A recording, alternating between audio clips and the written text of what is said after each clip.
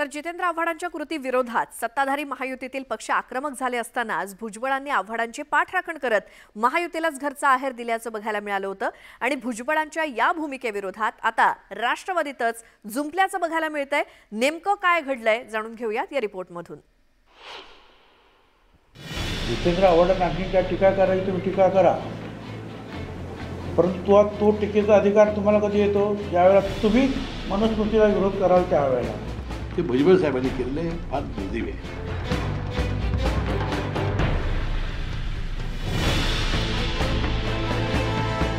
राष्ट्रवादी शरदचंद्र पवार पक्षाचे नेते जितेंद्र आव्हाडांच्या कृत्यावरून अजित पवारांच्या राष्ट्रवादीतच आरोप प्रत्यारोप सुरू झाले आहेत।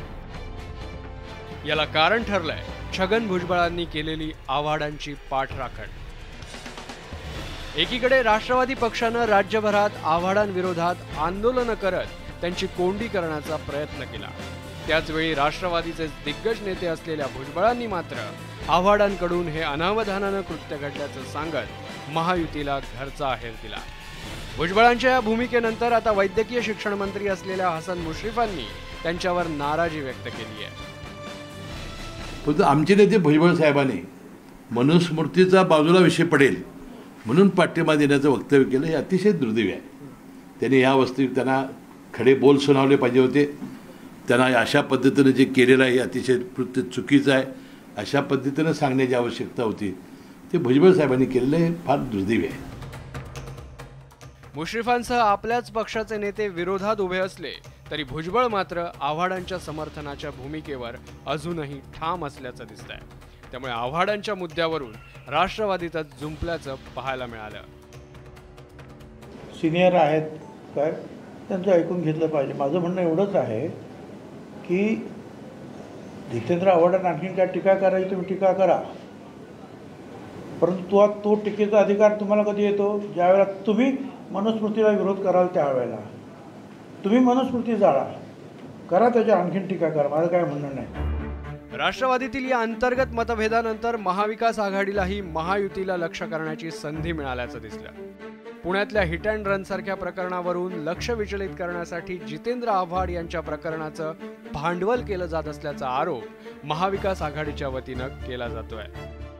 त्यामुळे महाराष्ट्रामध्ये जे कुठलं काही वातावरण आहे, जे काही ॲक्सिडेंट झाले तिथं गरीब तिथं मेलेली आहेत, श्रीमंताची बाजू हे सरकार घेताना आपल्या सगळ्यांना बघायला मिळते। त्याच्यावर कसं लक्ष कुठं ते बाजूला व्हावं म्हणून कदाचित BJP त्या बाबतीत आंदोलन करते असं आमचं सगळ्यांचं मत आहे। जितेंद्र आव्हाडांच्या संदर्भात भुजबळ साहेब जे बोलले ते खरं बोलले की त्याने ते जाणून बुजून केलेली चूक नाही, तर ती अनावधानाने झालेली चूक आहे। कारण जितेंद्र आव्हाड हा हे व्यक्ती पुरोगामी विचाराची व्यक्ती आहे। हे बाबासाहेब आंबेडकरांचा विचार घेऊन सातत्यानं त्यांनी किल्ला लढवला आहे आणि विशेष करून मनुस्मृतीच्या आणि धर्मांधशक्तीच्या विरुद्ध सातत्यानं त्यांनी आपली भूमिका स्पष्टपणे मांडलेली आहे।